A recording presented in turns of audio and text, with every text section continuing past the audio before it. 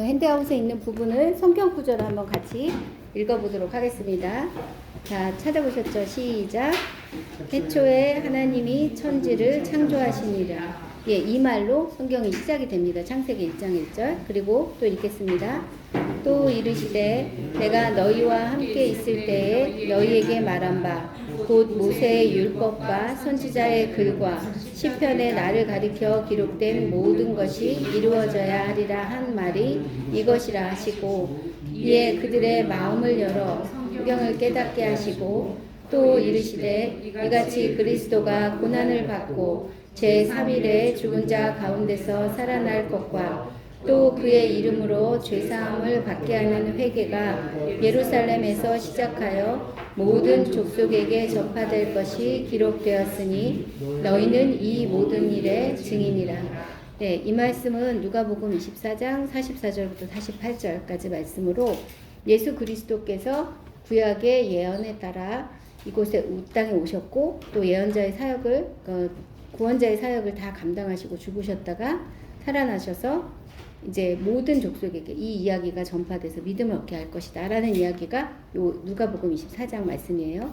자, 마지막 한 구절 더 읽겠습니다. 시작.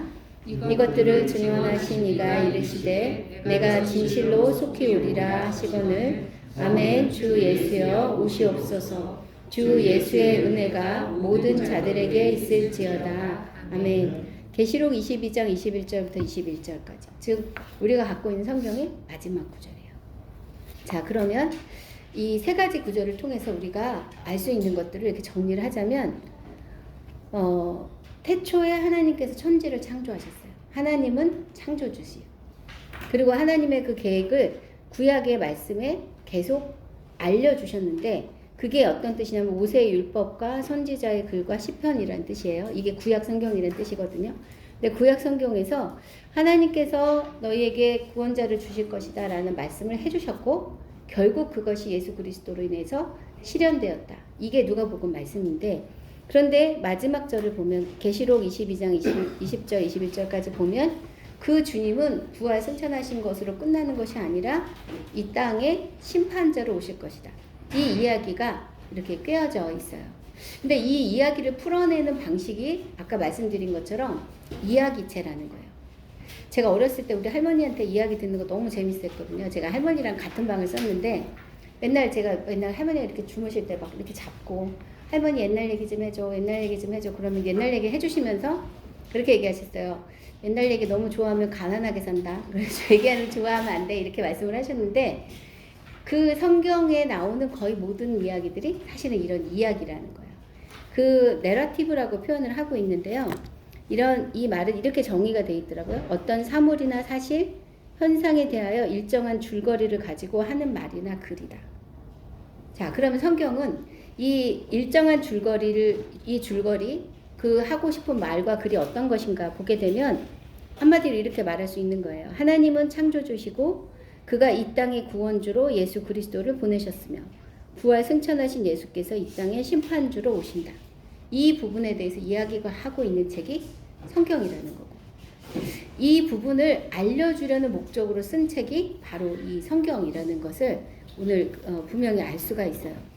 이 명제가 기독교의 핵심이고 성경의 주요 메시지이거든요. 그래서 다른 말로 하자면 성경을 읽을 때 이 주제를 항상 기억하며 성경을 읽어야지 이게 벗어나지 않는다는 뜻인 거예요.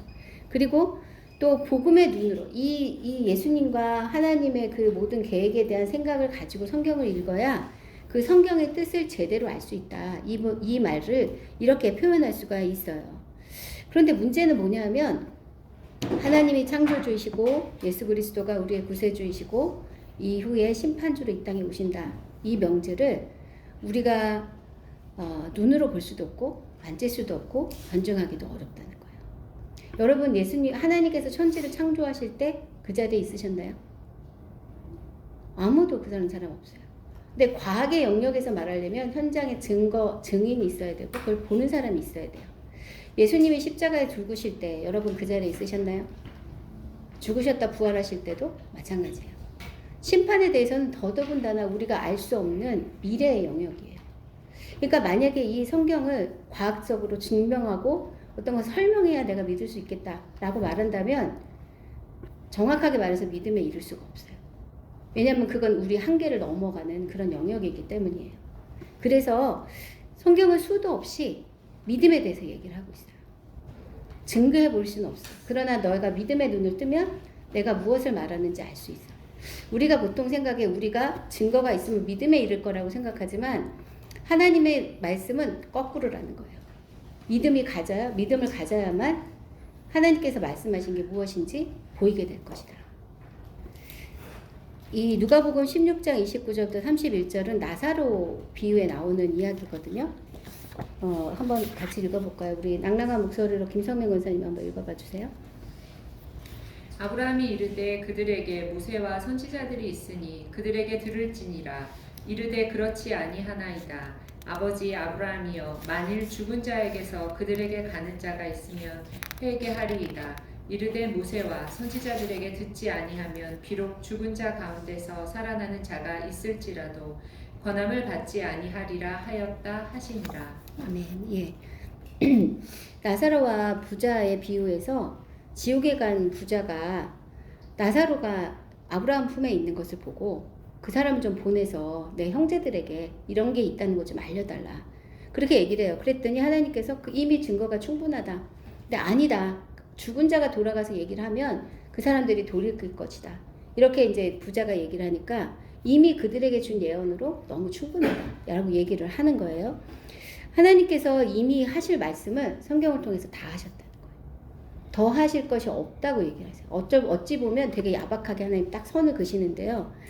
이 말씀이 우리에게 너무 충분하고 이 성경 말씀으로도 충분히 우리가 하나님을 향한 믿음 또 깊은 그 자리까지 나갈 수가 있다고 말씀해 주시는 거예요. 그런데 우리가 직면하고 있는 문제는 뭐냐면 그걸로 믿음이 안 생긴다는 거죠. 계속 고민해요. 어떻게 해야 되지? 그리고 이것이 정말 힘들다 믿고 이 말씀을 통해서 믿음에 이르는 게 너무 힘들다. 그리고 너무 머리가 아프다. 이게 우리가 지금 고민하고 있는 부분이라는 거예요. 그래서 주님은 계속 믿음에 대해서 얘기를 하고 계세요. 이 방법밖에 없으니까. 그리고 이 믿음을 강조하는 이 방식은 세상의 방식하고 완전히 반대예요. 아까도 제가 말씀드렸죠. 우리는 보통 증거가 있으면 믿음에 이르른다 라고 생각해요. 그런데 성경은 끊임없이 네가 믿음이 있으면 내가 말하는 것을 보게 될 것이다 라고 말씀하고 있으니까요. 우리가 예수님을 마음에 모시고 예수님이 나의 삶의 주인이 되셨을 때 경험하게 되는 가장 큰 변화가 뭐냐면 주체가는 주권이 바뀐다는 거거든요. 지금까지는 내 뜻대로 살았는데 이젠 예수님의 뜻대로 살겠습니다. 내 마음의 주인이 되셨으니 주님께서 나에 대해서 제일 잘 알고 계셔서 내가 하나님의 뜻대로 살겠습니다. 결단하는 게 사실은 세례이고 그리고 이제 그 믿음을 갖기 시작하는 그 시점이에요. 근데 이것이 아무리 작아도 굉장히 중요한 포인트고요. 그리고 거기서부터 믿음 생활이 시작하게 돼요. 자, 믿음은 어떻게 생길까요? 그냥 그저 믿습니다 한다고 생기는 거 아닌 거 아시죠? 그리고 막 어떤 분위기에 막 들떠서 다 내가 믿는 것 같은데 그 분위기가 다 식어버리면 또 아닌 것처럼 생각할 수가 있단 말이에요. 그런데 우리가 잊지 말아야 될 것은 이 믿음은 우리의 노력으로 얻을 수 있는 게 아니라는 거예요. 믿음은 하나님이 우리에게 주시는 선물이에요. 그러니까 중간에 회심하신 분들을 한번 생각해요. 저는 모태신앙이라 이거 비교할 게 없어요. 그런데 중간에 회심하신 분들은 한번 생각해 보세요. 어떻게 하나님을 믿게 되셨어요? 어떻게? 잘 설명이 안 되실 거예요. 전날까지는 안 믿어졌는데 어느 날 갑자기 믿어질 수도 있고요. 제가 이제 어떤 분하고 얘기를 하다가 제가 만약에 중간에 내가 모태신앙이 아니었으면 난 평생 예수를 안 믿었을 수도 있겠다. 왜냐하면 너무 이게 단단해서 이렇게 마음이 휙 넘어가기가 쉽지 않았을 것 같다. 제가 그 얘기를 했거든요. 그래서 저는 모태신앙인 게 너무 감사해요. 그 과정을 하나님께서 이렇게 건너뛰게 해주신 것 같다 생각이 들거든요. 그래서 믿음을 가졌다는 것은 굉장히 특별한 경험을 이미 하신 거예요. 그래서 그게 선물이라고 얘기를 해요. 근데 사실은 선물을 하나님이 다 모든 사람에게 주려고 예비하고 계시거든요. 근데 어떤 사람은 받아들이고 어떤 사람은 받아들이지 않는 거예요. 근데 하나님이 주신 선물을 이제 받아들였으면 이제 믿음이 시작되는 그 순간에 이제 하나님이 놀라운 일을 시작을 하시는데요. 이 중요한 거는 하나님이 하시는 모든 일에는 생명력이 있어서 자라난다는 거예요. 처음에 우리가 기대했던 것과 실제로 그 모습이 달라요. 여러분이 예수를 어떻게 믿게 되셨는지 모르겠지만 예수님을 믿었을 때, 예수님을 마음에 영접했을 때 기대가 있으셨을 거예요. 내가 예수님을 영접하면 예수님과 함께하면 이런 일이 벌어질 거야. 그런 기대가 분명히 있으셨을 텐데요. 중요한 건 잘한다는 건데 또 하나 중요한 것은 우리 기대대로 되지 않는다. 이거예요. 이 믿음이 성장하기 위해서는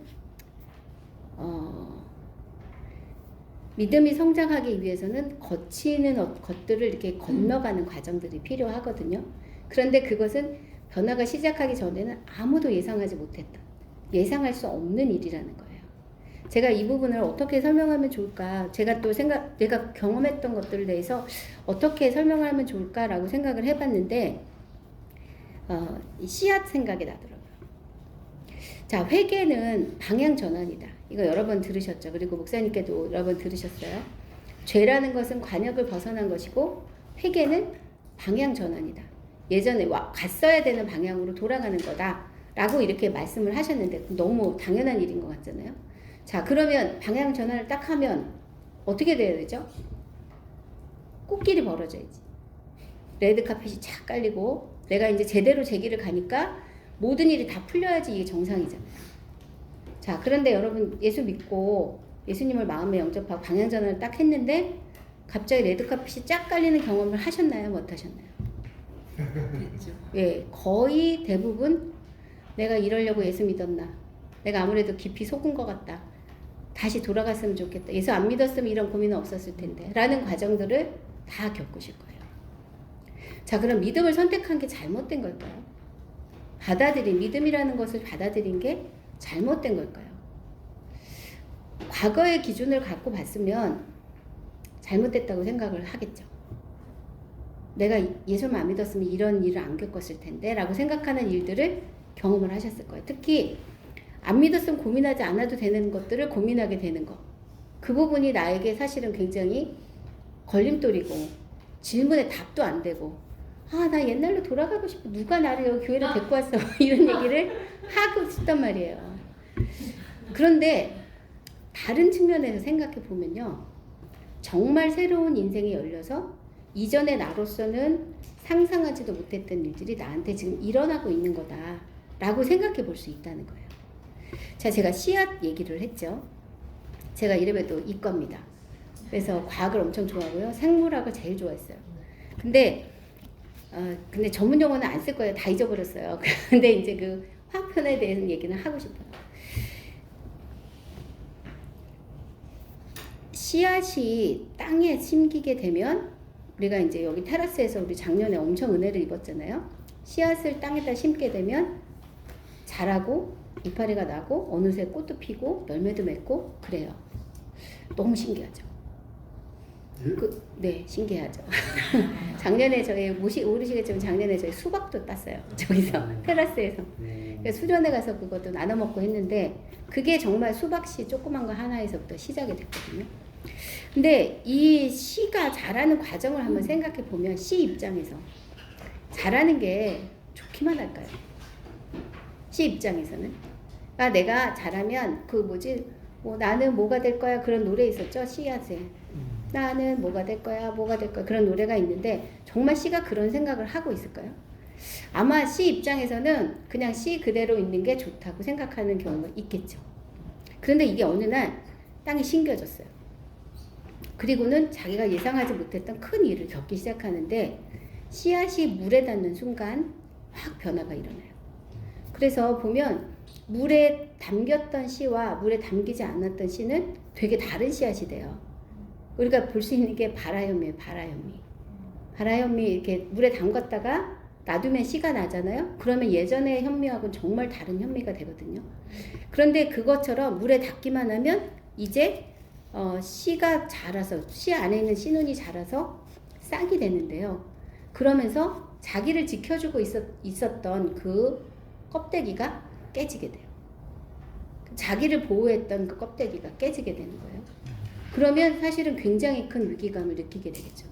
그리고 자기를 둘러싸고 있었던 그 배전, 영양분 가득했던 그것들이 점점 사라지게 되죠. 그게 어떤 분에게는 재정일 수 있어요. 어떤 분에게는 사회적인 짐일 수도 있어요. 그리고 다른 관계의 편안함, 내가 뭐 양보하고 그래서 누렸던 그 가짜 평안일 수도 있어요. 아무튼 내가 내 자신을 위탁하고 있었던 그 배젖이 또 다 사라지게 됩니다. 기존에 내가 의지했던 모든 것들이 다 사라지는 경험을 하게 되는 거예요. 그 대신에 껍데기도 깨지고 배젖도 사라지는 그 모든 과정 가운데 이제 싹이 점점 드러나게 돼요. 그리고 뿌리를 내리게 돼요. 뿌리는 예전에 없었던 거예요. 그런데 뿌리가 생겨서 땅에 뿌리를 받게 되고요. 그리고 땅 속에서 꼬물락꼬물락 하다 보면 이 땅 밖으로 나오게 되죠. 그리고 밖에 나오면 이제 광합성도 하게 돼요. 그러면 점점 키가 커지면서 이파리도 나오고 어느 순간에 자기가 정말 상상하지도 못했던 꽃도 피게 돼요. 그리고 꽃이 진 자리에 열매도 생기게 돼요. 씨의 입장에서는 땅속에 심겨지기 전까지만 해도 자기가 어떤 존재인지 몰랐어요. 그런데 땅에 심겨지는 순간, 그리고 거기에 물이 만나는 순간 자기가 생각지도 못했던 특별한 것이 자기에게 있다는 것을 발견하기 전에 이미 자기가 의지하고 있던 모든 것들이 다 사라져버린 거예요. 예수님 안에 우리가 생명을 갖는다는 것도 바로 이것 같아요. 우리가 갖고 있는 내가 나라고 생각했던 것들이 예수님을 만나면 다 깨지게 되는 게 정상이에요. 그게 우리가 생각지도 않았던 고난이라고 생각하는 부분인 거예요. 그런데 아까도 말씀드린 것처럼 껍질이 깨어지지 않고 배젖이 다 사라지지 않으면 이 씨앗은 자라서 열매 맺는 자리에 나갈 수가 없어요. 깨어짐이 진짜 깨어짐이 아니라는 거예요. 진짜 살아나는 것들을 하나님께서 우리에게 보여주고 계신 거거든요.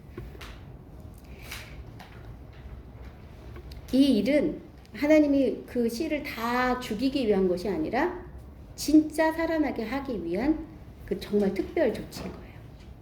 그래서 갈라디아 2장 20절에서는 나는 죽고 그리스도가 산다는 얘기를 정말 계속 성경에서 얘기를 하고 있거든요. 그 이유는 세상적인 이렇게 껍데기랑 그 배젖이 그냥 살아있는 대로는 절대 열매 맺는 씨가 될 수 없다는 것을 얘기해주고 있는 거예요. 두 가지를 다 붙잡고 내가 살 수 없는데 우리는 그렇게 살 수 있다고 생각하면서 우리 스스로를 속이고 있거든요.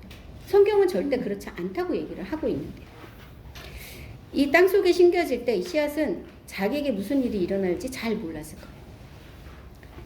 어쩌면 내가 조금 변할지는 모르겠다. 나는 그래도 여기는 좀 쓸만하고 요거는 또 이렇게 좀 다른 사람보다 괜찮잖아. 요거는 나는 성격이 정말 좋잖아. 하나님이 이런 거는 쓰시겠지. 라고 자기가 생각하는 좋은 점이 있을 수도 있어요.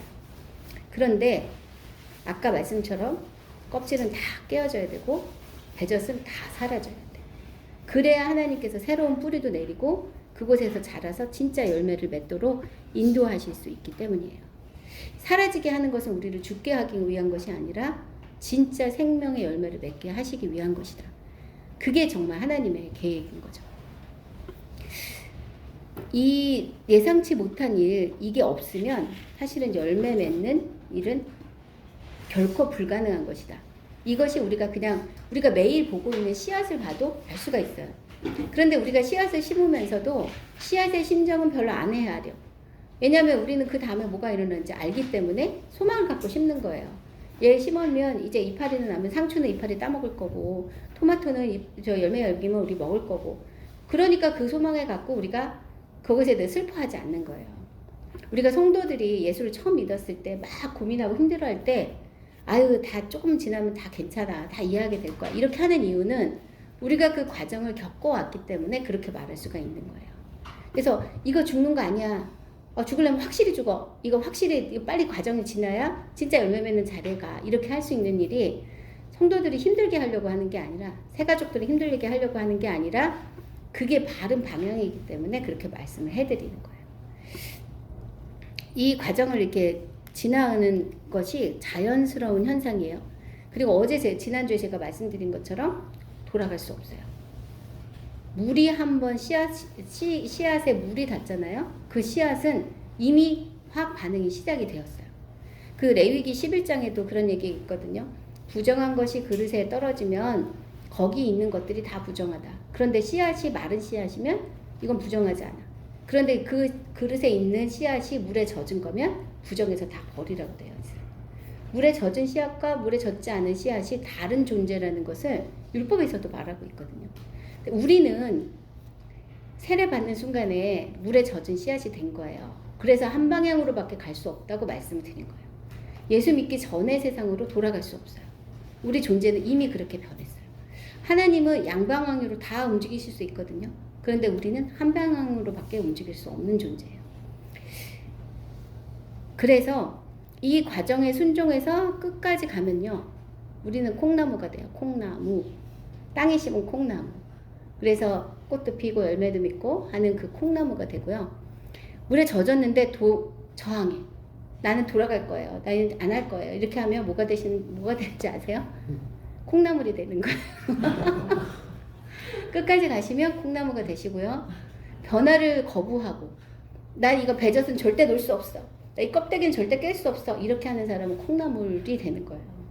그러면 이제 콩나무는 30배, 60배, 100배의 수확을 얻고요. 콩나물은 그냥 반찬 한 접시가 되는 거죠. 제가 아까 분명히 말씀드렸어요. 돌아갈 수 없어요. 물에 젖기 전, 예수님을 알기 전의 삶으로 갈 수 없어요. 그렇다면 우리는 한 방향으로밖에 갈 수 없는데, 콩나무가 될 건지 콩나물이 될 건지는 제가 말씀드리면서 너무 웃기다. 콩나물이 될 건지 콩나무가 될 건지는 여러분 선택에 달려있어요. 둘 다 유용해요. 그죠? 콩나물도 나쁘지 않아요. 저 콩나물 좋아하거든요. 콩나물도 나쁘진 않지만 생명을 재생산하는 거라고 생각한다면, 그리고 이 씨앗에게 준 사명이 사실은 30배, 60배, 100배의 열매를 맺는 게 사명이라면 어떻게 하는 게 맞는 건지에 대해서는 우리도 판단하실 수가 있겠죠. 양방향 안 됩니다. 돌아갈 수가 없어요. 한쪽으로밖에 갈 수가 없고, 우리에게 이미 기왕 주어진 생명이라면 여러분은 열매 맺는 삶이 좋겠어요? 아니면 내 저항하다가 콩나물 돼서 그냥 한 접시 하시는 게 좋겠어요? 한 접시.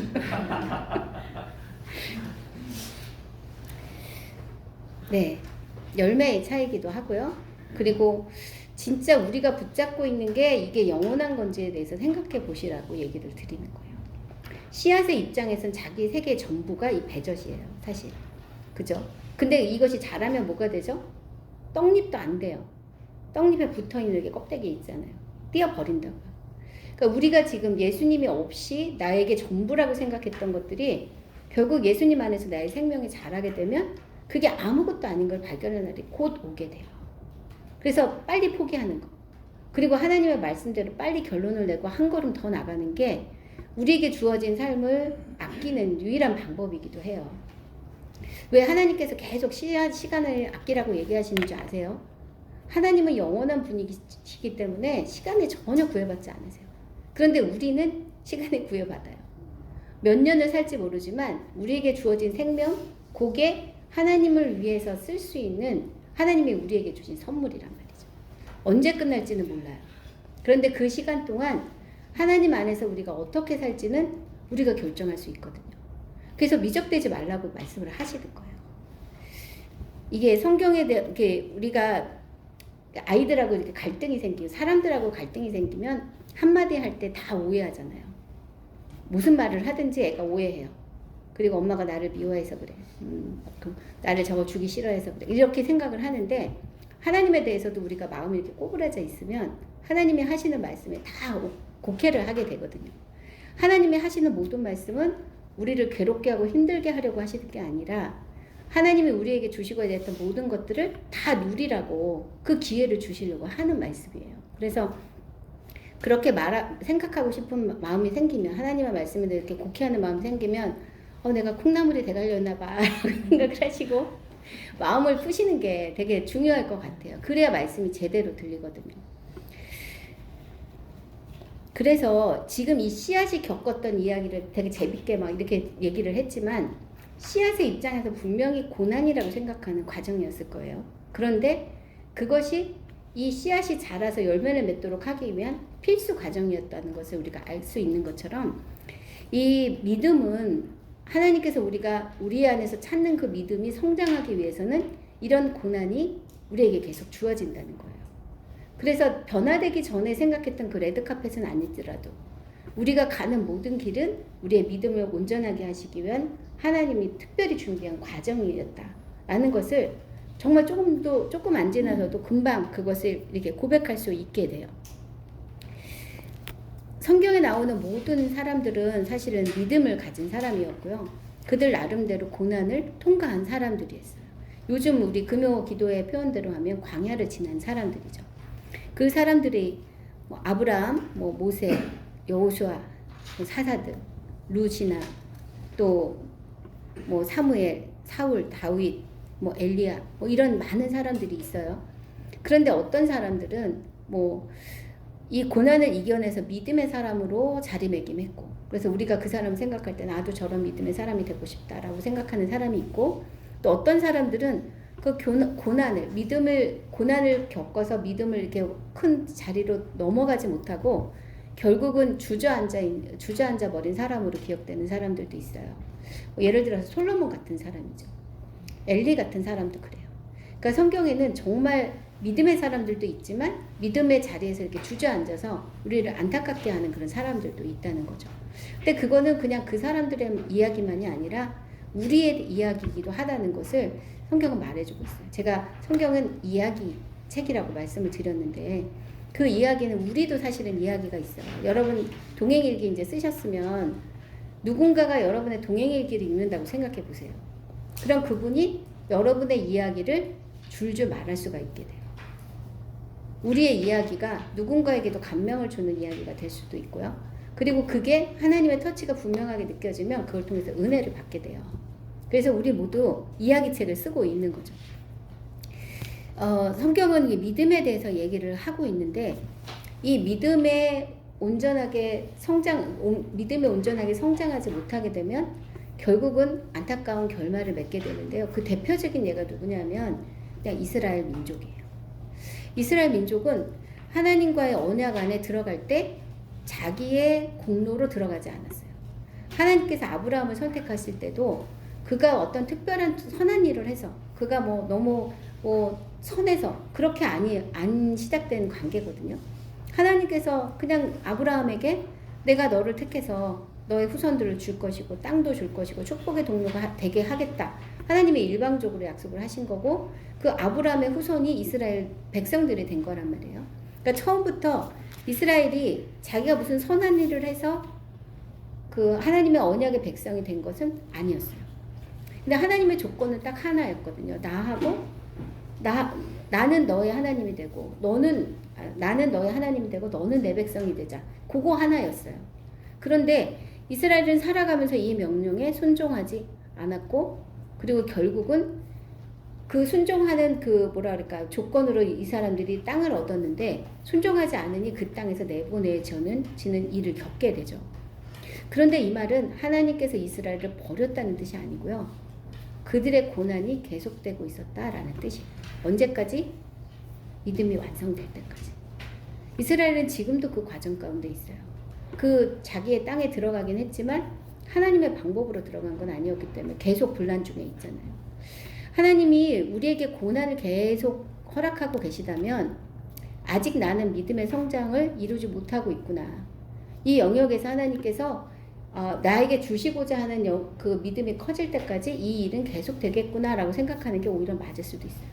그럼 언제까지입니까? 라고 고민할 게 아니라 이 고난을 통과해서 얻게 된 그 믿음이 나에게 꼭 필요한 것이니까 하나님이 주시는 거잖아요.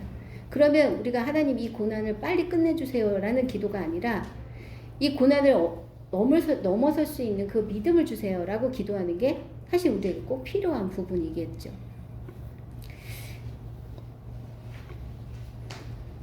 만약 우리도 하나님의 은혜로 지금 예수 그리스도로 인하여 하나님의 자녀가 되는 그 자리에 갔어요.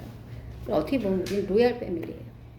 자, 그러면 세상에서의 로얄 패밀리도 나라에 대한 자기의 의무가 있어요. 그 사람 나름대로 품위를 지켜야 되는 게 있어요. 우리도 성도로서 하나님의 로얄 패밀리가 됐을 때 우리에게도 그 로얄 패밀리다운 삶이 우리에게 꼭 필요한 거거든요. 그 일을 어떻게 살아야 되는지에 대해서도 하나님께서 우리에게 가르쳐 주세요. 그런데 율법이 아니라 하나님의 말씀으로 우리에게 자연스럽게 깨닫게 해주시거든요. 우리가 많이 실패하는 이유 중에 하나는 율법에 의존해서 우리가 그렇게 되려고 노력하기 때문인 거예요. 그런데 이스라엘 사람들이 실패했던 이유 중에 하나도 율법에 매달려 있었기 때문이었거든요. 그런데 우리는 다른 존재가 되었어요. 예수님이 우리 안에 오셔서 우리가 아직 죄인 되었을 때 우리를 위해 죽으심으로 하나님의 사랑을 확증해 주셨잖아요.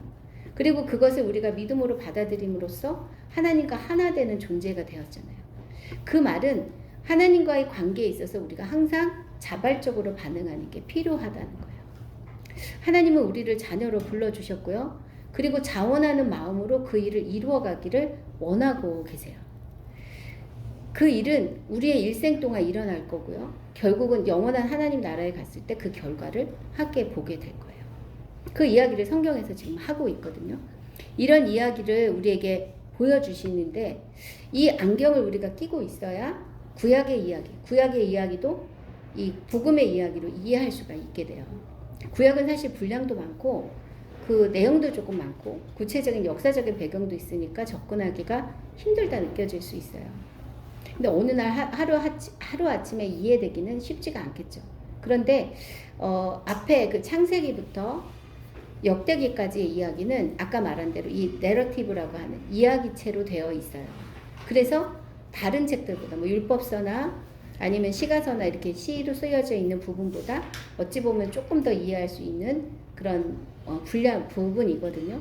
왜냐하면 이야기는 기승전결 같은 게 있잖아요. 읽다 보면 사건도 있고 인물도 있고 그러니까 그걸 읽는 가운데 전체적인 걸 다 이해는 못해도 모든 걸 다 세부적으로 이해는 못해도 무슨 얘기를 하고 있구나라는 부분은 우리가 이해할 수 있다는 거예요. 근데 이제 문제는 그거를 딴 사람이 얘기해 주는 거를 그냥 그런가 보다라고 받아들이는 게 문제고 실제로 우리가 이제 그것을 조목조목 잘 읽어내면서 얘가 진짜 뭘 말하고 있지를 발견하게 되면 그것은 우리에게 노다지가 돼요. 그래서 이제 주의할 것은 이 성경의 이야기를 잘 읽어보는 거예요. 여러분이 아마 성경을 자세히 읽게 되면 예전에 알고 있었다고 생각했던 이야기와 실제 성경에서 말하고 있는 이야기가 많이 다르구나 라는 걸 깨달을지도 모르겠어요. 근데 성경은 그렇게 읽으셔야 된다는 거예요. 그리고 이 특히 구약의 그 부분, 역대기까지의 부분과 또 신약에 있어서 네 복음서 같은 경우는 이야기체로 되어 있기 때문에 이야기에 대해서 우리가 이렇게 주의 깊게 읽는 것을 훈련을 하게 되면 성경의 상당 부분, 이 정말 어떤 베이스가 될 만한 이야기들은 우리가 오해 없이 잘 이해할 수 있다는 것이 굉장히 중요한 포인트인 것 같아요. 그래서 오늘은 그걸 한번 해보려고 그래요. 성경을 읽는데 그 이야기를 어떻게 잘 이해할 수 있을까? 뭐 대단한 것 같지만 되게 간단하긴 해요. 근데 우리의 감각을 그동안 성경을 쓸 때는 잘 사용을 안 하셔서 오늘은 한번 사용해 봅시다 하는 부분이에요. 자, 생각해 보면 아이들 그림책 읽어줄 때 아니면 문학 서적들 읽을 때 또 뭐 신문 같은 거를 읽을 때 우리는 그 감각을 잘 사용하거든요. 그러니까 독해 능력이라고 저는 표현을 하는데요. 독해 능력. 읽을 때 이 내용이 무슨 뜻이지? 라고 이해하기 위해서 우리의 감각을 사용을 해요. 그런데 성경을 읽을 때도 그 감각을 사용하셔야 된다는 거예요. 근데 이게 거룩한 책이다 생각하니까 그 감각을 사용을 안 하실 때가 있어요. 근데 사용을 하셔야 이 성경이 우리가 생각했던 것과 굉장히 다른 강력한 이야기를 하고 있구나라는 것을 경험하실 수가 있거든요. 저는 성경을 읽을 때 충격을 받으셔야 된다라고 말씀을 드려요. 충격을 안 받으시면 잘 안 읽으신 거예요. 왜냐하면 예수님 얘기를 한번 생각해 보시면 예수님이 말씀을 전하실 때마다 돌 맞아 죽을 뻔했거든요. 예수님이 전하는 이야기가 그만큼 충격적이었다는 거예요. 그럼 이 성경 이야기가 이 시대적인 차이가 있어도 이 성경이 갖고 있는 그 사고방식이 지금 우리 것과 굉장히 다르거든요. 그러니까 읽었을 때 충격을 받는 게 그게 맞아요. 근데 충격을 안 받고 너무 은혜롭다 이렇게 생각을 하면 뭐 깊은 은혜의 자리에 들어갈 수도 있지만 생각 없이 그냥 받아들이고 있다는 증거일 수도 있다는 거예요. 그래서 오늘 말씀을 한번 같이 읽어보려고 해요. 이 이야기를 읽을 때 때로는 우리가 막 조급한 마음이 들 때도 있어요. 빨리 그 자리에 가고 싶어서. 그리고 또 어떨 때는 그냥 막 건너뛰어서 앞으로 나가거나 아니면 그냥 이렇게 안 하고 편하게 살아야 되겠다 이렇게 생각할 수도 있어요. 그런데 한번 성경 이야기에 이렇게 빠져들어가시면 너무 재밌어서 가기 싫으실 수도 있어요. 저는 사실 성경에서 사사기가 제일 어려웠거든요. 사사기가 제일 어려운 이유가 이 인물들이 나오는데 이 사람들이 뭘 하는지 잘 모르겠는 거예요. 그런데 이제 그걸 언제 알았냐면 이스라엘 성지순례 가서 알았어요. 이 사사들의 이야기를 잘 이해하기 위해서는 이스라엘 그 지형에 익숙해야 돼요.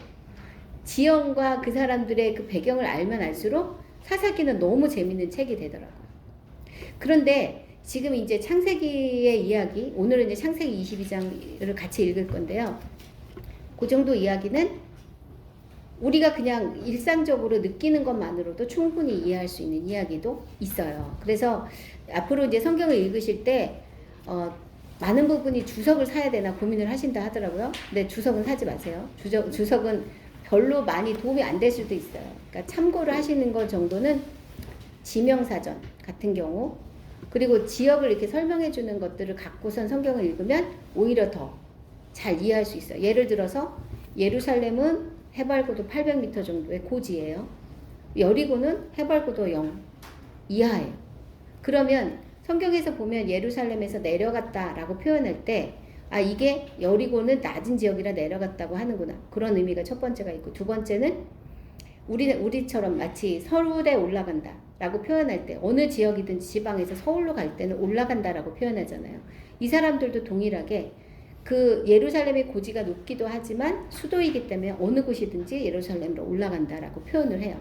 그런 의미구나 라는 것들을 이렇게 그리면서 좀 입체적으로 볼 수는 있어요. 그런데 거기까지 가진 않더라도 오늘 우리에게 주어진 본문을 한번 그 이야기 내에서 어떻게 얘기를 하고 있는지를 관찰하는 것만으로도 굉장히 재밌게 성경을 읽을 수가 있어서 오늘은 창세기 22장 말씀을 함께 읽도록 하겠습니다. 자, 근데 몇 가지를 우리가 살펴볼 거예요. 그래서 제가 이렇게 목록을 넣어드렸죠. 첫 번째, 앞뒤 문맥을 살펴봐라. 근데 여기서 제가 오타를 했네요. 그래서 앞뒤 문맥으로 하면 창세기 22장에 21장 그리고 23장 이 부분을 앞뒤로 어떤 이야기가 있는지를 한번 살펴보는 거, 그게 도움이 돼요. 두 번째, 등장인물은 누구인가. 오늘 읽을 본문에 나오는 사람들이 누군지를 살펴보시는 거예요. 그리고 반복되는 단어, 자주 등장하는 단어가 무엇인지를 살펴보시는 거예요. 그리고 이 사건이 지금 어디서 이루어지고 있고 언제 일어나고 있나 라는 것들을 주목해 보시는데, 시간에 관한 부분들이 나오면 한번 주목해 보세요. 그리고 본문을 읽었는데 이건 너무 도무지 이해가 안 되네, 이게 무슨 뜻이지? 라는 단어, 또 그런 구절이 있으면 한번 생각해 보시고요. 그리고 본문에 예전에 나왔던 것과 모순되는 이야기가 있네 라고 생각하는 부분들, 예를 들어서 뭐 하나님의 성품이나 아브라함이 지금까지 했던 것과 다른 어떤 일을 하고 있다, 예전에 이렇게 하는데 지금 이렇게 했네 라고 생각하는 부분들이 있으면 그것도 관찰해 보시면 좋아요. 그리고 이 본문에 나타나는 이 사람들, 등장인물 중에 중요한 인물의 심정이 어땠을까, 이때 무슨 생각을 했을까 라는 부분들을 생각해 보시는 것도 좋은 부분인 것 같아요. 자, 이런 질문들을 한번 생각해 보시고 오늘 창세기 22장을 우리 일단 먼저 같이 읽어봅시다. 같이 읽어보시고 살펴보는 시간을 한번 갖도록 하겠습니다. 제가 먼저 읽고 여러분이 그 다음 절 읽고 마지막 절은 함께 읽도록 하겠습니다. 창세기 22장. 그 일 후에 하나님이 아브라함을 시험하시려고 그를 부르시되 아브라함아 하시니 그가 이르되 내가 여기 있나이다.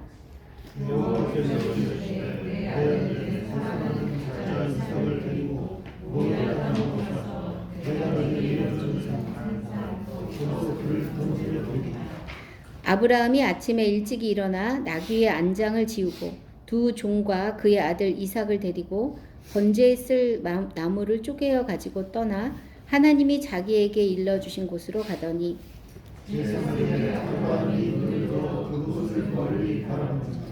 이에 아브라함이 종들에게 이르되 너희는 나귀와 함께 여기서 기다리라. 내가 아이와 함께 저기 가서 예배하고 우리가 너희에게로 돌아오리라 하고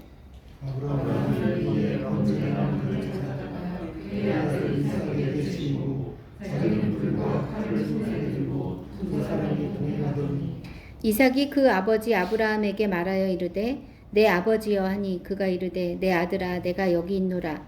이삭이 이르되 불과 나무는 있거니와 번제할 어린 양은 어디 있나이까. 아브라함이 이르되 내 아들아 번제할 어린 양은 하나님이 자기를 위하여 준비하시리라 하고 두 사람이 함께 나가서 하나님이 그에게 일러주신 곳에 이른지라. 이에 아브라함이 그곳에 제단을 쌓고 나무를 벌려놓고 그의 아들 이삭을 결박하여 제단 나무 위에 놓고 손을 잡고 그것을 잡으려 하니 아브라함의 사자가 여호와의 사자가 하늘에서부터 그를 불러 이르시되 아브라함아 아브라함아 하시는지라. 아브라함이 이르되 내가 여기 있나이다 하매 사자가 이르시되 그 아이에게 내 손을 들어주라. 그리고 아브라함이 내가 너의 아들 내 각자까지도 내게 지키지 아니하였으니 내가 이제 내가 하나님께 하노라. 아브라함이 눈을 들어 살펴본즉 한 순양이 뒤에 있는데 뿔이 수풀에 걸려 있는지라. 아브라함이 가서 그 순양을 가져다가 아들을 대신하여 번제로 드렸더라.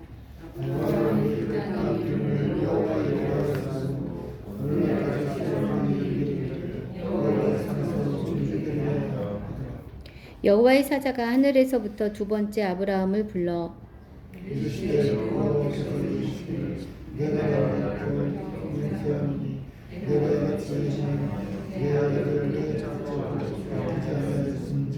내가 내게 큰 복을 주고 내 씨가 크게 번성하여 하늘의 별과 같고 바닷가의 모래와 같게 하리니 내 씨가 내 대적 그 대적의 성문을 차지하리라. 또내 씨로 말미암아 천하 만민이 복을 얻으리니 이는 내가 나의 벌을 준비하였습니다. 이에 아브라함이 그의 종들에게로 들어가서 함께 떠나 부엘세바에 이르러 거기 거주하였더라. 이 노래를 어떤 사람이 아브라함에게 이르기를 내가 당신의 생제 가운데서 저들과 하였더라. 그의 맏아들은 우스요 우스의 형제는 부스와 아람의 아버지 그무엘과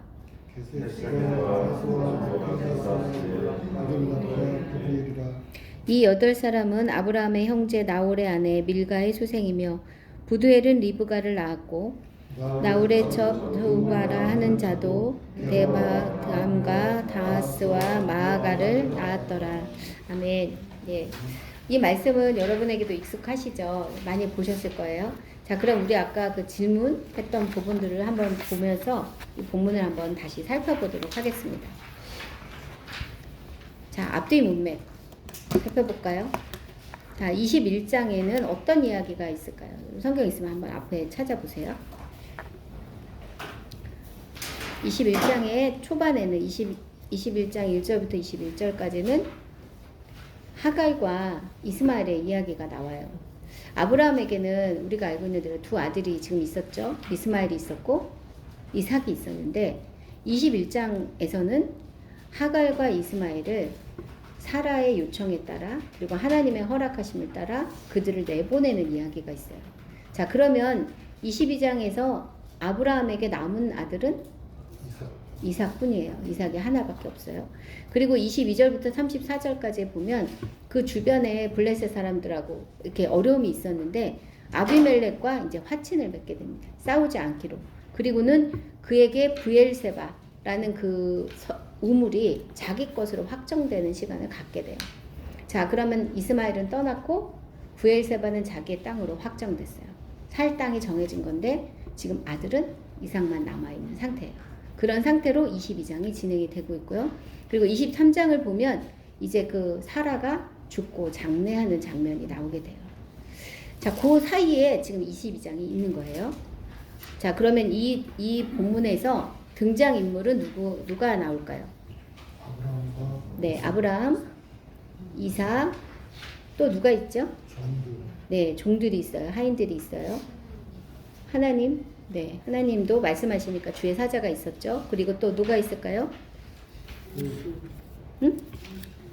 예, 그 사람들 20절에 보면 어떤 사람이 나홀의 가문에 대한 이야기를 전해주죠. 그래서 이 소식을 전해주는 어떤 사람이 나와요. 자, 그런데 주로 이렇게 스포트라이트를 받을 수 있는 사람은 누굴까요? 예, 아브라함과 이삭이죠. 그리고 이 앞에 이제 이스마엘이 죽고 22장에 이 이삭과 아브라함의 이야기를 하면서 그 이후에 나오는 20절부터 24절까지는 앞으로 이삭이 결혼하게 될 리브가에 대한 이야기가 나와요. 그러면 이 포인트가 사실은 살짝 이삭에게로 살짝 이동하고 있다는 것을 느끼는 그런 분위기를 볼 수가 있어요. 자, 그러면 여기서 반복되는 단어 혹은 또 자주 등장하는 단어는 뭐가 있을까요? 시험, 시험? 경외, 네? 경외하는 거, 또 뭐가 있을까요? 뭐 이렇게 반복적으로 뭔가가 계속 나오지는 않는데 뭐 예를 들어서 번제라는 말은 여러 번 나오죠. 자, 번제가 어떤 것이 혹시 아시나요? 각을 떠서 얘기해 주세요. 각을 떠서? 희생물에 각을 떠가지고 태운다고. 네, 맞아요. 번제는 번제라고 말할 때 그 제사는 뭐냐면 목이나 심장을 탁 찔려서 죽여요. 그리고 이제 그 가죽을 다 벗겨요. 그리고 피를 다 쏟아내고 내장을 다 긁어낸 다음에 그 모든 살코기를 다 태워드리는 거예요. 번제라고 말하면 사람이 건지는 건 아무것도 없어요. 다 태워서 하나님께 드리는 거예요. 그래서 전적인 헌신을 말하는 건데 지금 보통은 그 번제라는 그 단어를 양이나 소에다 사용을 하죠. 그런데 1절에서 보면 그 번제를 어디다 사용하죠? 2절에 예, 이삭에게 사람을 그것도 아브라함에게 그 자식을 잡아서 그렇게 번제로 드려라 라고 말씀하시는 내용이 여기 사실은 주된 내용이에요. 자, 그런데 또 다른 반복하는 이야기 또 있으실까요? 응? 시? 복 준다는 얘기인가? 복소르다, 하나님이 부르는 거, 네, 하나님이 부르시는 얘기도 나오고 복을 주고 시에 대한 얘기도 나오고 네, 여러 가지가 나와요. 자, 그러면 이게 지금 아까 번제라는 말을 우리 양에게 쓰는 게 아니라 이삭에게 썼다는 얘기를 이제 했는데 그럼 이것은 이 성경 전체를 봤을 때는 합당한 일이었을까를 한번 생각해 볼까요? 그 자기 자녀를 잡아서 하나님께 제물로 드리라는 뜻이에요. 그런데 이 당시에 그 몰렉이라는 신이 있었어요. 그 몰렉은 암몬 사람들이 섬기던 신이었는데 그 신은 자녀들을 제물로 바치게 했어요. 근데 뜨거운 이렇게 막 정말 뜨겁게 불태워서 아이를 태워 죽이는 그런 제물을 드리게 했는데 하나님께서 이 일에 대해서 굉장히 엄하게 금하신 내용이거든요. 절대 자녀를 몰렉에게 주지 마라.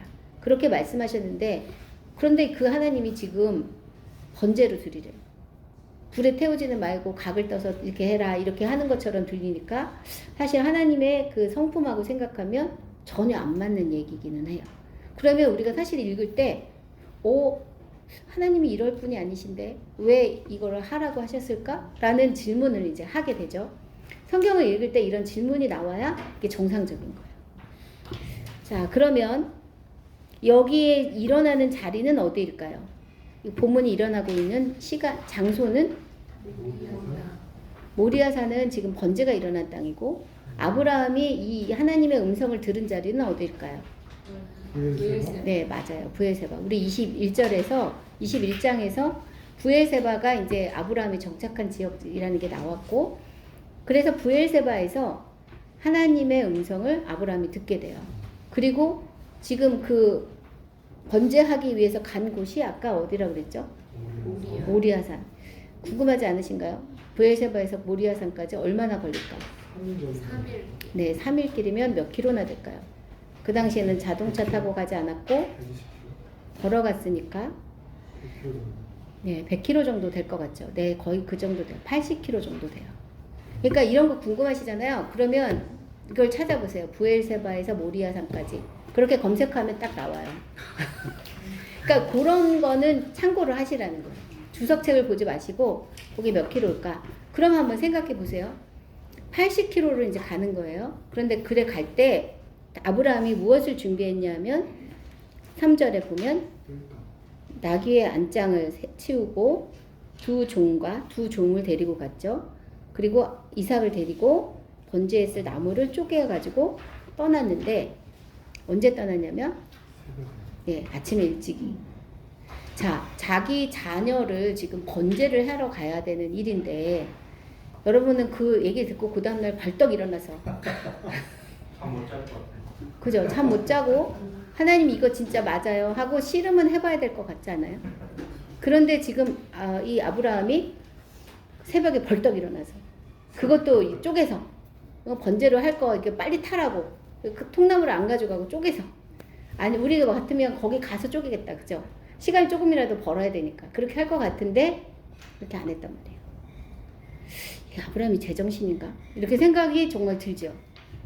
그렇게 해서 모리아산까지 80km를 이제 갔어요. 그리고 제3일에 4절에 아브라함이 눈을 들어 그것을 이렇게 봤어요. 아, 하나님 저기로 가라고 하시는구나. 그리고는 한 일이 뭐냐면 5절에 이 아브라함이 종들에게 이르되 너희는 나귀와 함께 여기서 기다려라.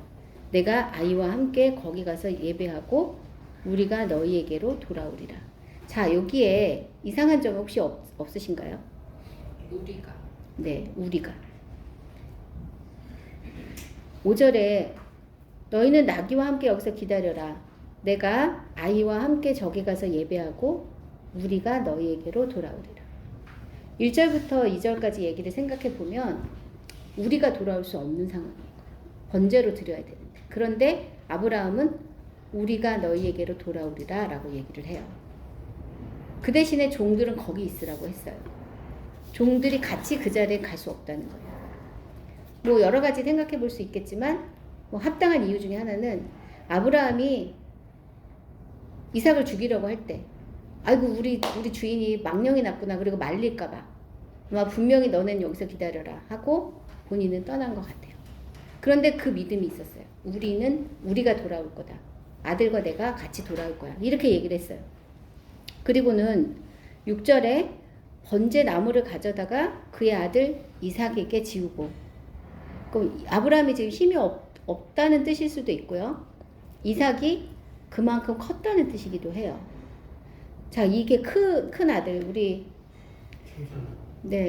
주은이가 키가 180. 네. 지금 벌써 중3 고1만 돼도 그렇게 커요. 그리고 힘을 쓸 수 있는 나이가 된단 말이죠. 지금 이삭이 몇 살인지는 분명히 나와 있지는 않지만 이게 그러니까 나무 짐을 질 만큼 건강한 아이, 키가 큰 아이다라고 생각할 수는 있는 거예요. 그리고는 불과 칼은 자기가 들고 두 사람이 동행하더니 7절에서 너무 당연한 질문을 이삭이 하죠. 그 아버지 아브라함에게 말하 이르되 내 아버지하니 그가 이르되 내 아들아 내가 여기 있노라. 이삭이 이르되 불과 나무는 있거니와 번제할 어린 양은 어디 있나이까. 제가 지금 뭘 하고 있냐면요. 본문 안에서 이해되지 않는 문구, 이해되지 않는 구절 찬찬히 읽다 보면 그런 게 계속 걸리는 부분들에 대해서 얘기를 하고 있는 거예요. 번제할 어린 양은 어디 있습니까? 너무 당연한 질문 아니겠어요? 불도 있고 칼도 있고 잡을 칼도 있고 번제할 나무도 있는데 지금 재물은 없어.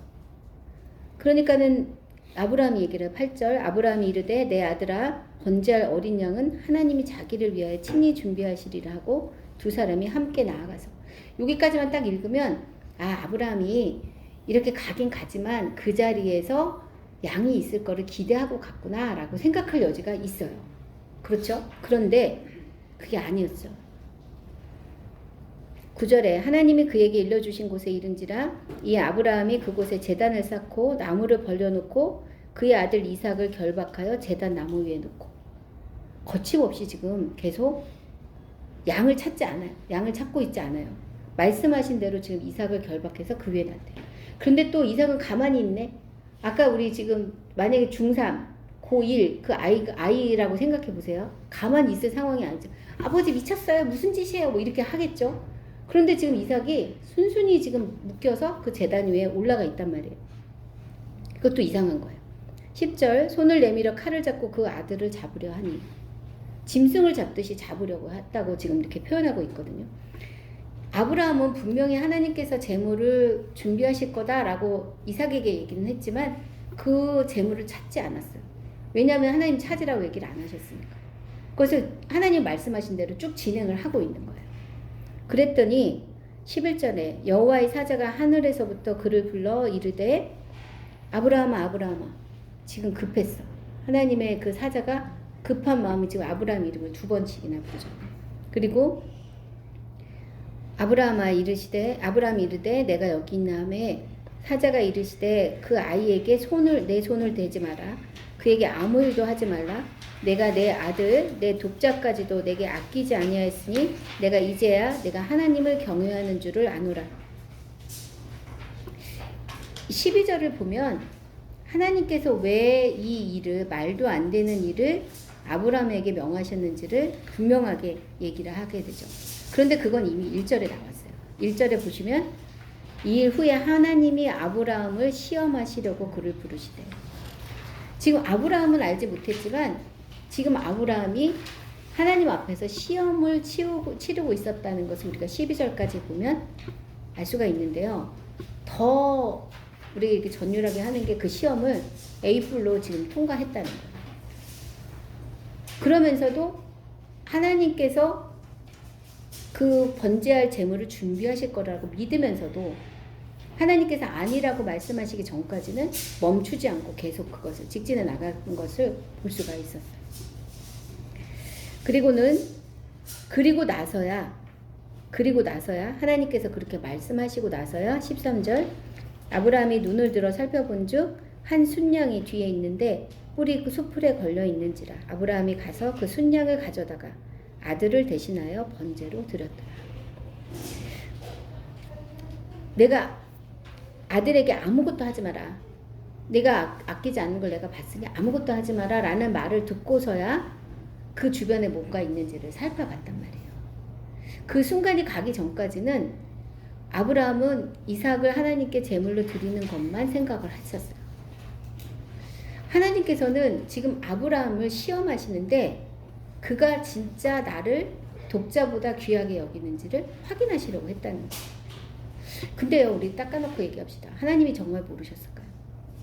하나님이 아브라함이 진짜 하나님을 경외하는지 몰랐을까요? 아셨을 거예요. 그런데 이 상황 가운데 그게 어떻게 드러나는지를 보고 싶으셨을 것 같아요. 하나님이 우리를 시험하시는 이유는 아까도 말씀드렸지만 우리를 괴롭게 하기 위한 게 절대 아니에요. 하나님이 우리에게 믿음의 시험을 하실 때는 이미 우리가 그렇다고 알고 계시고 그것을 넉넉히 통과할 것을 알고 계시고 그 일을 허락하시는 것 같아요. 그래야 우리 자신이 스스로가 확증을 갖게 되는 것 같아요. 하나님이 모르실 리가 없어요. 분명히 아셨을 거예요. 그렇다면 이 모든 시험의 목적은 분명히 아브라함의 믿음을 위한 거였다는 거죠. 그리고는 아브라함이 그 땅의 이름을 여호와 이레라 하였으므로 오늘날까지 사람들이 이르기를 여호와의 산에서 준비되리라 하더라. 그러니까 여호와 이레 그 찬양을 이렇게 막 부르실 때도 여호와 이레라는 이야기를 하시면 아브라함의 이 이야기를 생각하셔야 되는 거예요. 이게 뭐 무조건 다른 걸 준비하시는 게 아니라 사실은 아들을 번제하려고 준비했던 그 아브라함은 사실 죽음을 경험을 한 거잖아요. 죽음을 경험하며 주님 앞에 나간 그런 상황이었는데 그때 하나님께서 준비하신 것을 경험하였다는 뜻인 거죠. 그리고는 이 시험을 통과한 아브라함에게 두 번째 말씀을 하세요. 15, 16절 이르시되 여호와께서 이르시기를 내가 나를 가리켜 맹세하노니 내가 이같이 행하며 내 아들 내 독자도 아끼지 아니하였은즉 내가 내게 큰 복을 주고 내 씨가 크게 번성하며 하늘의 별과 같고 바닷가의 모래와 같이 하리니 내 씨가 그 대적의 성문을 차지하리라. 지금 이삭 하나밖에 없는데 그 씨가 번성할 거에 대해서 다시 약속을 해주세요. 그리고는 내 씨가 그 대적의 성문을 차지하리라 말해요. 그 어떤 대적이라도 그 대적하는 모든 사람들을 반드시 이길 거고 그 영향력을 강하게 행사하게 될 거다. 이렇게 얘기를 해주신 거예요. 그리고는 18절 또 내 씨로 말미암아 천하 만민이 복을 받으리니 이는 내가 나의 말을 준행하였음이라 하셨다 하니라. 이에 19절 아브라함이 그의 종들에게로 돌아가서 함께 떠나 브엘세바 이르러 거기 거주하였더라. 자, 19절에는 좀 이상한 점이 있으신가요? 이삭은 어디 갔을까요? 이삭이 없어요. 예, 같이 갔으면 아브라함과 이삭이 내려가서 이렇게 써야 되는데 그 아들과 내려가서 해야 되는데 여기서는 그냥 이에 아브라함이 그의 종들에게로 돌아가서 함께 떠나 브엘세바에 거기 거주하였더라. 잊어버리고 안 쓴 것 같죠? 그런데 제가 처음에도 말씀드렸듯이 성경에는 그냥 의미 없이 쓴 글은 하나도 없어요. 분명히 의도를 가지고 쓴 거예요. 자, 그러면 이삭은 어디 있을까요? 표면적으로는 지금 아마 아브라함과 같이 내려갔을 거예요. 그리고 이제 브엘세바로 돌아갔겠죠. 그런데 이 자리에서는 아브라함은 모리아산에 남아 있는 거예요. 그리고 아브라함의 이삭이 아브라함의 그 제단에 혼자 남은 거고 아브라함이 혼자 내려간 거예요. 비록 하나님께서 이삭을 살려주셨고 그리고 다른 번제할 양과 바꿔주셨지만 아브라함의 마음에서는 이삭이 그 자리에서 죽은 거예요. 하나님께서 시험하시고 싶은 거는 뭐였냐? 네가 나만 사랑하느냐? 나를 최고로 사랑하느냐? 이걸 물으신 거였거든요. 19절은 거기에 대한 답이에요. 하나님, 저에게는 하나님밖에 없습니다. 비록 하나님께서 이삭을 나에게 살려주셨지만 하나님과 비견할 만한 그런 아들은 아닙니다. 이 약속을 이미 확정해 주셨어요. 그리고 이 약속을 확증하기 위해서 이것이 실현되기 위해서 이삭은 반드시 아브라함과 내려가서 이제 물론 나중에 이제 그 리브가 이야기도 나오고 결혼한 이야기도 나오지만 아브라함의 마음속에는 이삭이 이미 죽은 거예요. 모리아 산에서 죽은 거예요. 그리고 아브라함은 하나님만 품고 나온 거예요. 제가 처음에 이걸 읽었을 때는 좀 걱정이 됐어요. 이삭이 이 트라우마에 시달리지 않을까? 아버지가 나를 죽였다는 트라우마에 시달리고 인생이 망가지면 어떡하지? 이런 생각이 들었거든요. 그런데 이후에 이어지는 이삭의 이야기를 보면요. 세상 얌전한 사람이에요. 물론 식탐 때문에 나중에 엄청 고생을 했지만 그 에서가 해주는 그 밥 때문에 좀 그런 어려움이 있었지만 실제로 이 이삭에 대한 이야기를 읽어보면 세상 화평한 사람이에요. 그리고 모든 자기에게 자기가 정말 힘들어 읽어놨던 그 우물들을 다 뺏김에도 다 나눠주고 그리고 싸우지 않았던 사람이거든요. 그리고 아내가 노년에 얻은 그 아내를 통해서 아이를 낳고 그 아내가 아이가 생겨갖고 안 생겨서 막 이럴 때도 아내를 위해서 기도해주고 했던 정말 온유한 사람이거든요. 그러니까 이 사람이 모리아산에서의 그 경험이 이 사람을 망가뜨리지 않았어요. 아브라함이 그를 모리아산에다가 심정적으로 남겨놓고 왔어도 결코 결핍을 경험하지 않았다는 거죠. 아브라함이 지금 하나님의 그 시험을 통과를 한 거거든요. 그리고 그 통과함으로써 정말 세상 온유한 그 아들 이삭을 또 다시 얻게 되었어요. 저는 19절이 이 본문에 있어서는 아브라함의 진짜 제사였다고 생각해요. 그리고는 그 다음에 20절에 보면 이 일 후에 어떤 사람이 아브라함에게 알려 이르기를 일가가 당신의 형제 나홀에게 자녀를 낳았다 하였더라. 뜬금없이 이 얘기가 나오는 이유는 24절에 나오는 23절에 나오는 리브가 때문이에요. 결국은 아브라함은 이삭을 모리아에 남겨놓음으로써 이삭을 하나님께 올려드린 거고요. 그리고 하나님은 이 이삭을 위해서 그 아내를 예비하시고 집을 또 준비하신 거예요. 자, 어떤 게 진짜 지혜로운 인생일까요? 내가 내 집을 세우는 인생이 지혜로운 걸까요? 아니면 하나님으로 인해서 내 집이 세워지게 하는 게 지혜로운 인생일까요? 아브라함은 모리아산에 이삭을 남겨두고 내려옴으로써 하나님께서 직접 이삭의 집을 짓게 하셨어요. 사실 이게 가장 지혜로운 인생인 거죠. 자, 이 본문은 그냥 읽을 때는 그냥 여호와 이랬가 보다 라고 얘기를 하지만 우리가 그 문장 하나하나를 통해서 꼼꼼히 읽어보면 굉장히 많은 이야기를 담고 있거든요. 근데 요 장만 그런 게 아니에요. 사실은 모든 성경의 이야기들이 꼼꼼하게 읽어보면 굉장히 재미있는 그 행간의 이야기들을 읽을 수 있게 해주세요. 자, 그럼 우리 보면 다시 한번 읽어볼까요? 어떤 느낌인지. 이번에는 조금 지금 나눴던 이야기들을 생각해 보시면서 천천히 또 읽어보도록 하겠습니다. 제가 읽고 그 다음에 같이 읽으십시다. 그 일 후에 하나님이 아브라함을 시험하시려고 그를 부르시되 아브라함아 하시니 그가 이르되 내가 여기 있나이다.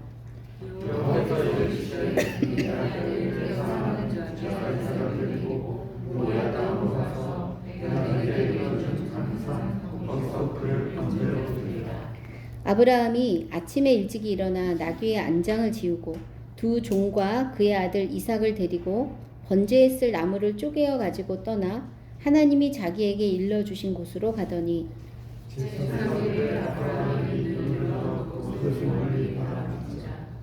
이 아브라함이 종들에게 이르되 너희는 나귀와 함께 여기서 기다리라. 내가 아이와 함께 저기 가서 예배하고 우리가 너희에게로 돌아오리라 하고 아브라함이 이에 번제 나무를 가져다가 그의 아들 이삭에게 지우고 자기는 불과 칼을 손에 들고 두 사람이 동행하더니 이삭이 그 아버지 아브라함에게 말하여 이르되 내 아버지여 하니 그가 이르되 내 아들아 내가 여기 있노라. 이삭이 이르되 불과 나무는 있거니와 번제할 어린 양은 어디 있나이까. 아브라함이 이르되 내 아들아 번제할 어린 양은 하나님이 자기를 위하여 친히 준비하시라고 두 사람이 함께 나아가서 하나님이 그에게 일러주신 곳에 이른지라. 이에 아브라함이 그곳에 제단을 쌓고 나무를 버려놓고 그의 아들 이삭을 결박하여 제단 나무 위에 놓고 칼을 잡고 그 아들을 잡으려니 여호와의 사자가 하늘에서부터 그를 불러 이르시되 아브라함아 아브라함아 하는지라. 아브라함이 이르되 내가 여기 있나이다 하매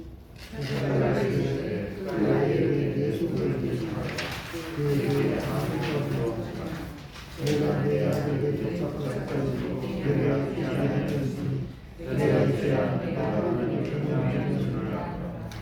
아브라함이 눈을 들어 살펴본즉 한 순양이 뒤에 있는데 뿔이 수풀에 걸려 있는지라. 아브라함이 가서 그 순양을 가져다가 아들을 대신하여 번제로 드렸더라.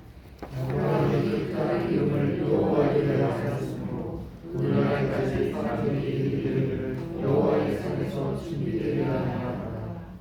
여호와의 사자가 하늘에서부터 두 번째 아브라함을 불러 이르시되 여호와께서 이르시기를 내가 너를 경통히 세하노니 내가 이제 생하여 내 아들에게 쫓아가 기사하였은지 내가 내게 큰 복을 주고 내 씨가 크게 번성하여 하늘의 별과 같고 바닷가의 모래와 같게 하리니 내 씨가 그 대적의 성문을 차지하리라. 그곳에 신령하며 천하만민이 복을 받으리니 이는 내가 나의 말을 정하였으리라 하시더라. 이에 아브라함이 그의 종들에게로 돌아가서 함께 떠나 부엘세바에 이르러 거기 거주하였더라. 이에 어떤 사람이 아브라함에게 알리기를 우리가 당신의 형제 나홀에게 자녀를 낳았다 하였다. 그의 맏아들은 우스요 우스의 형제는 부스와 아람의 아버지 그무엘과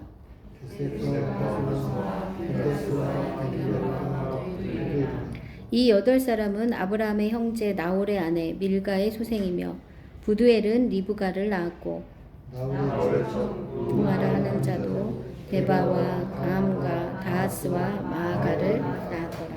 네. 예, 이렇게 꼼꼼하게 보시고 다시 읽으니까 느낌이 조금 다르시죠. 근데 성경에 있는 그 이야기들은 사실 다 이래요. 그래서 많이 여러 번 읽는 것도 굉장히 중요해요. 그것은 길을 내는 방법이거든요. 그런데 그것만 자꾸 하게 되면 이 성경에서 이게 꼼꼼하게 숨겨놨던 그 이야기들을 찝어내기는 좀 어려워요. 그래서 빨리도 읽으시고, 그러니까 많이도 읽으시고, 꼼꼼하게 읽으시는 것도 함께 하시는 게 굉장히 좋은 방법 중에 하나예요. 꼼꼼히 읽어보면 하나님이 우리에게 하시고자 하는 이야기들을 이렇게 행간을 통해 듣게 돼요. 그리고 하나님이 결코 우리에게 함부로 하시는 분이 아니라는 거. 그리고 하나님이 우리에게 주시는 고난과 어려움이 반드시 목적이 있다는 것을 알게 돼요. 여기서 지금 아브라함의 유일한 아들 이삭을 번제로 바쳐야 되는 이 상황이 아브라함이 진짜 지금까지 겪었던 일생 이때의 가장 큰 고난일 수도 있었을 거예요. 그런데 이 자리에서 아브라함은 이 상황을 보지 않았어요. 상황에 대해서는 끝까지 순종하기로 결정했고 이 상황이 아닌 말씀하시는 자기에게 말씀하시는 하나님을 보기로 결정한 거예요. 그러니까 이 모순적인 얘기를 한 거예요. 지금 번제할 그 나무를 갖고 가는 그 아들에게 다 있는데 그 재물은 어디 있어요? 라고 얘기했을 때 하나님께서 준비하실 거야. 그래놓고 그 자리에서 이삭을 잡으려고 했었잖아요. 하나님께 대한 시선이 이렇게 꽂혀 있을 때, 우리가 하나님께 대한 믿음이 있을 때 고난이라고 말하는 부분들이 고난이 아닐 수도 있다는 것을 우리에게 말씀해 주세요. 어제 저희가 이제 말씀을 들으면서 상실의 광야에 대해서 얘기를 했잖아요. 그리고 루시 또 나오미가 겪었던 그 어려움에 대한 그 과정을 이렇게 통과하는 것에 대한 얘기를 했는데, 말씀을 듣고 제가 기도하면서 하나님이 그 마음을 주시더라고요. 룻에게 있어서 그 시기가 과연 광야처럼 느껴졌을까? 나오미에게는 분명히 광야였을 거예요. 그러나 룻에게도 그것이 광야로 느껴졌을까? 왜냐하면 룻은 나오미의 하나님을 선택했어요. 그리고 어머니를 따라왔어요. 어머니의 그늘 아래 있었죠. 그리고 그곳에 와서 단 하루 만에 보아스의 그늘로 다시 들어갔어요. 어찌 보면 굉장히 힘들고 어려운 그 시기였을 텐데 룻이 생각하는 그 광야 시기는 결코 광야로 느껴지지 않았을 거다. 그런 생각이 들더라고요. 우리 인생에 고난이 없을 수는 없거든요. 우리가 믿음의 시험을 시작한 이후로 어려움이 없을 수는 없다는 뜻인 거예요. 그런데 그것이 고난으로 여겨지느냐 여겨지지 않느냐는 우리가 시선을 어디다 두느냐에 따라서 굉장히 달라지는 거예요. 고난을 계속 바라보고 있으면, 그리고 내 맘대로 안 되는 상황에 우리의 눈이 꽂혀 있으면 우리의 삶은 고난으로 가득 차요. 언제 끝날지도 모르는 고난에 가득 차 있어요. 그러나 그것을 우리에게 허락하시는 하나님께 우리의 시선이 꽂혀 있으면 광야가 광야 같지 않은 시간, 고난이 고난 같지 않은 시간으로 이 삶이 지나갈 수 있다는 거죠.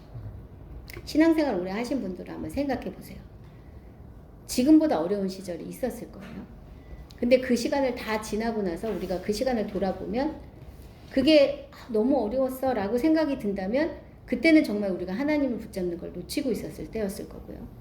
그때가 너무 힘들었지만 정말 좋은 시간이었어, 정말 나에게 유익했어 라고 생각을 한다면 그 시기에 정말 흔들리지 않고 예수님을, 하나님을 꽉 붙잡고 있는 시간이었을 거예요.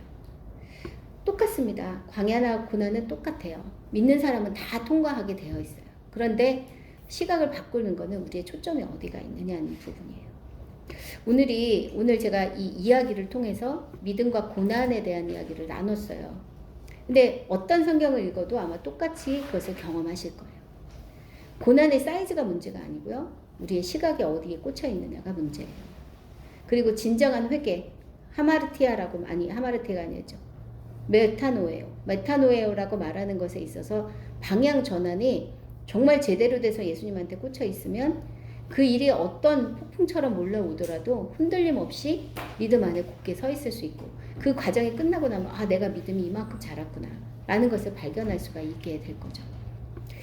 그래서 우리 인생에 고난이 없게 해주세요 라는 기도는 정말 어리석은 기도예요. 고난을 이길 만한 믿음을 주세요.